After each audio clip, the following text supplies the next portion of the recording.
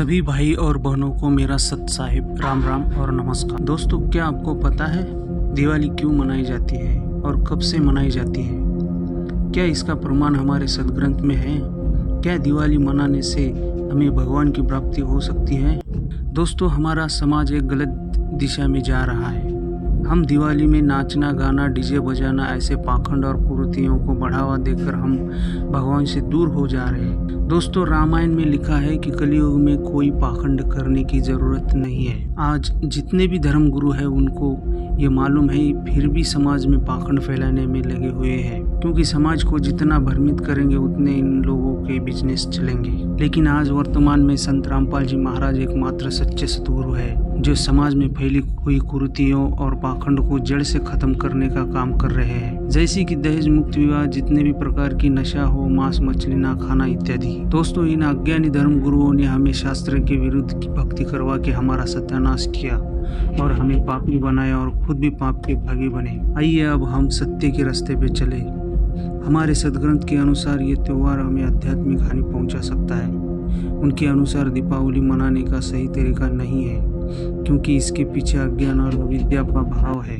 संत रामपाल जी महाराज बताते हैं कि असली पूजा और साधना वही है जो हमारे जीवन के असली उद्देश्य को समझने में मदद करे। वे बताते हैं कि दीपावली पर पटाखे जलाना, मांस मदिरा का सेवन और अन्य ऐसी गतिविधियां पाप कर्मों के बढ़ावा देते हैं। उनके अनुसार असली सुख केवल सच्ची भक्ति में है और किसी भी तरह का भौतिक प्रदर्शन जैसे कि पटाखे फोड़ना या दिखावटी पूजा करना हमें परमात्मा से दूर ले जाता है। संत रामपाल जी के विचार में सच्ची पूजा केवल उस सतगुरु के मार्गदर्शन में करनी चाहिए जो वेदों और शास्त्रों के अनुसार हो। इस प्रकार दिवाली जैसे त्योहारों को मनाना छोड़कर हमें सच्चे भक्ति मार्ग पर चलना चाहिए, ताकि हम मोक्ष प्राप्त कर सके और परमात्मा के साथ जुड़ सके। देखिए संत रामपाल जी का सत्संग।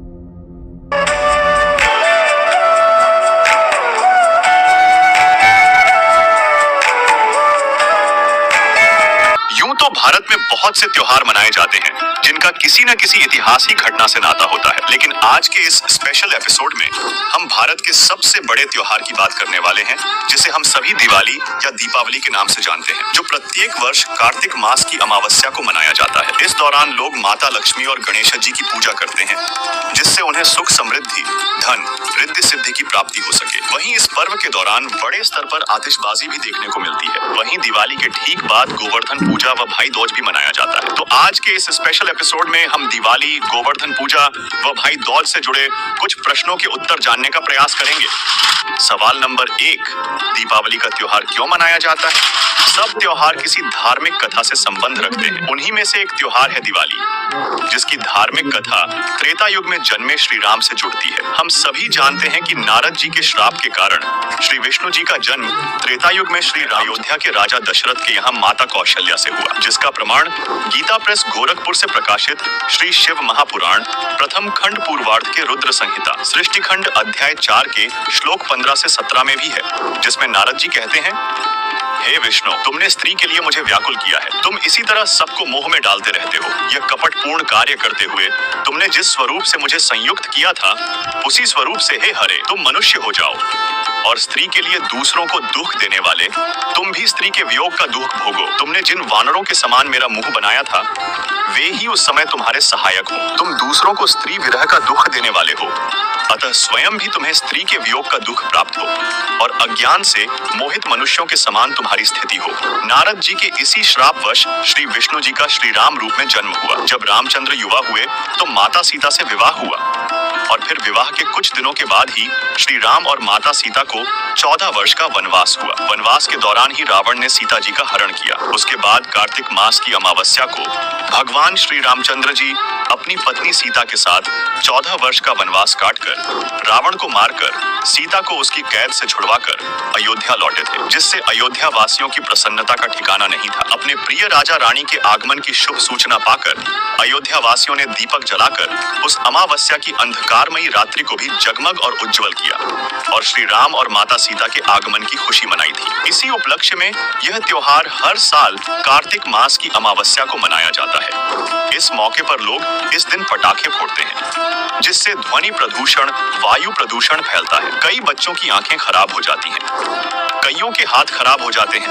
ऋग्वेद मंडल 9 सूक्त 86 मंत्र 10 है, जिसमें लिखा है कि भिन्न भिन्न स्थानों सतलोक, अलख लोक, अगम लोक तथा अकह लोक में निवास करने वाला प्रिय परमपिता परमेश्वर सर्व आत्माओं व देव रूप आत्माओं का उत्पत्ति करने वाला है। उससे सर्व सुख प्राप्ति के लिए ज्योति यज्ञ का अनुष्ठान करें, जो पवित्र विधि है, अर्थात आत्मा को शुद्ध करता है, जिस कारण से साधक को परमेश्वर इस लोक तथा परलोक के परम शांति रूप, पूर्ण मोक्ष तथा इंद्रियों के आनंद रूप पूर्ण मोक्ष रूपी अनमोल रत्न प्रदान करता है। यह शास्त्रों के अनुसार वास्तव में दिवाली है।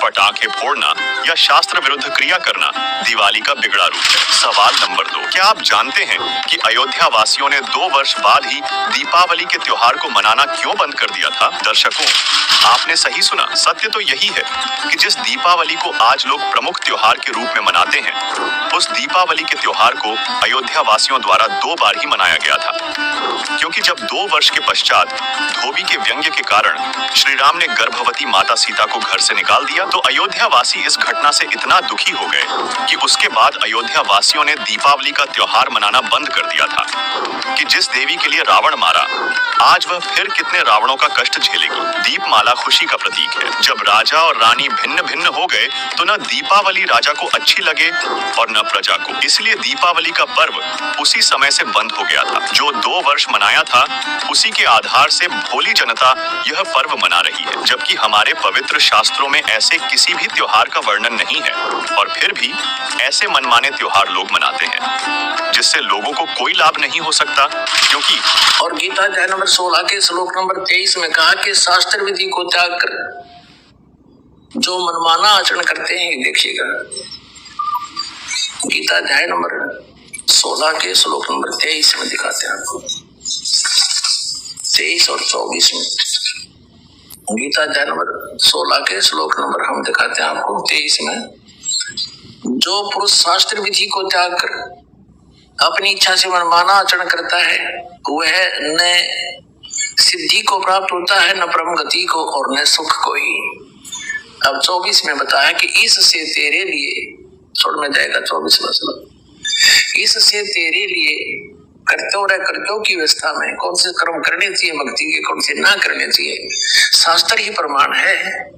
ऐसा जानकर तो शास्त्र विधि से नियत कर्म करने योग्य है, यानी शास्त्रों में जो वर्णित है वही साधना कर, अन्य करेगा तो कोई लाभ नहीं होगा, यूजलेस।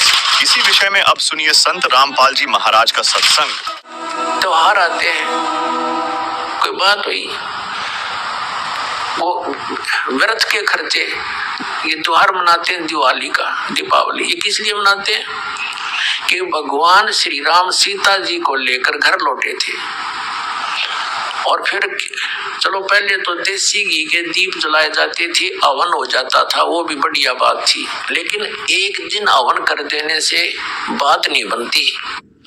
अपना रोज लगावे घी की दीप है, रोज हवन करे वो, और जब सीता जी को घर से निकाला फिर भी मनाओ तुम, उसने फिर भी दिवाली मना रहे हो। सीता तो घर से निकाल दी गई थी जिसके आने की खुशी में,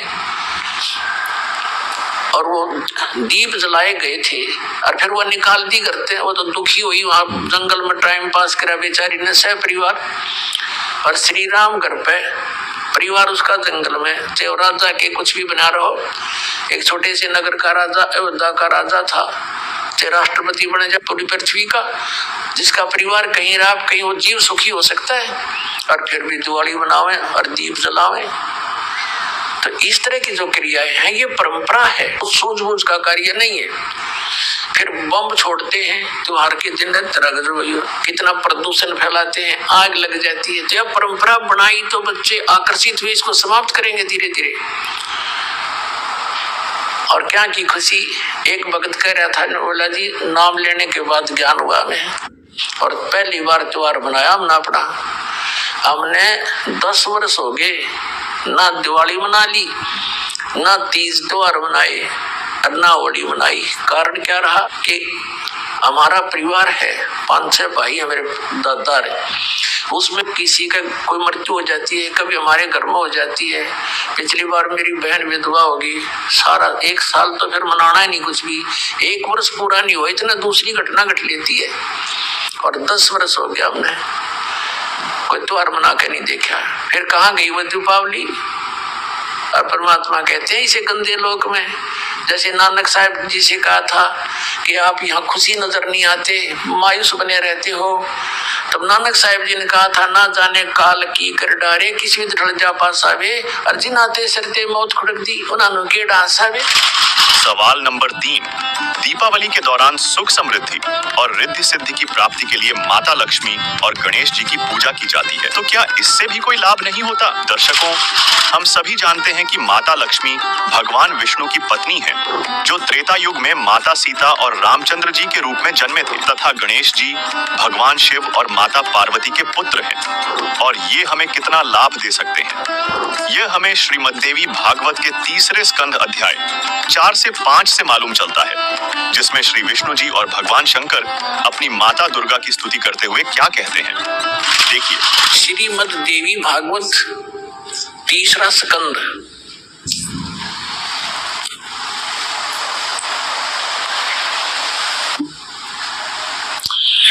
ये गीता प्रेस गोरखपुर से प्रकाशित है, ये देखिए। इसके ये सचित्र मोटा टाइप, केवल हिंदी, संपादक हनुमान प्रसाद पोदार, चिमनलाल गोस्वामी। और ये यहाँ से प्रकाशित है, मुद्रित और प्रकाशित, ये गीता प्रेस गोरखपुर से है। गीता भानु कार्यालय कोलकाता का संस्थान, गीता प्रेस गोरखपुर। इसके 123 पृष्ठ पर ले चलते हैं आपको, बिल्कुल 2 मिनट में सारी कहानी समझ में आ जाएगी। 123 पृष्ठ पे ये 3 स्कंद। भगवान विष्णु अपनी माता दुर्गा की महिमा स्तुति करते हुए, उनकी स्तुति करते हुए बोल रहे हैं, तुम शुद्ध स्वरूपा हो, ये सारा संसार तुम्हीं से उद्भासित हो रहा है। मैं ब्रह्मा और शंकर, हम सभी तुम्हारी कृपा से विद्यमान हैं। हमारा आविर्भाव माने जन्म, तिरोभाव माने मृत्यु। हमारा तो जन्म और मृत्यु हुआ करता है, केवल तुम ही नित्य हो, जगत जननी हो, प्रकृति और सनातनी देवी हो। ये प्रकृति शब्द याद रखना कि दुर्गा को प्रकृति भी कहते हैं। जिस समय दास आपको श्रीमद् भगवत गीता में यह सिद्ध करेगा कि ब्रह्मा विष्णु महेश की उत्पत्ति दुर्गा से हुई है और गीता में वर्णित है, उस समय प्रकृति शब्द आपका काम आओगा कि प्रकृति दुर्गा को कहते हैं। गीता के अंदर 2 प्रकृति बताई है, एक तो जड़ जैसे ये अग्नि वायु हवा आदि, और एक चेतन। चेतन ये दुर्गा प्रकृति है। तो इसलिए कहते हैं तुम आप ही प्रकृति हो। और फिर भगवान शंकर क्या कहते हैं देखिएगा। भगवान शंकर बोले, देवी यदि माँ भाग विष्णु तुम्हीं से प्रकट हुए हैं, उनके बाद उत्पन्न होने वाले ब्रह्मा भी तुम्हारे बालक हुए, फिर मैं तमोगुणी लीला करने वाला, क्या तुम्हारा मैं तमोगुणी लीला करने वाला शंकर क्या तुम्हारी संतान नहीं हुआ? अर्थात मुझे भी उत्पन्न करने वाली तुम ही हो शिवे। संपूर्ण संसार की सृष्टि करने में तुम बड़ी चतुर हो।